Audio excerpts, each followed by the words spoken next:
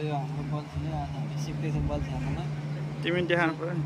यस्तो हुन्छ यस्तो फर्काउनु पर्ने होइन माथि यो हुन्छ बल्छी यहाँनिर त्यहाँबाट यहाँबाट यस्तो यो धागोलाई यस्तो अड्काउनु पर्ने रहेछ।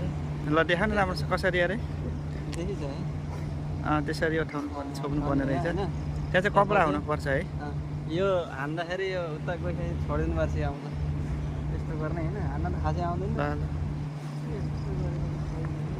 ल धेरै नदिने यस्तो गर्ने यो बन्द गर्नु पर्ने। यसलाई बन्द गर्ने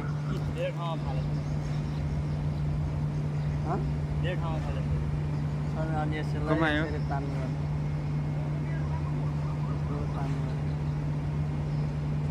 यस्तो हुन्छ है हाम्रो बल्छी पनि होइन विदेश माछा चाहिँ पर्दैन त्यही पनि यसो हानिन्छ मात्रै आज यसो ट्राई मात्रै गरेको।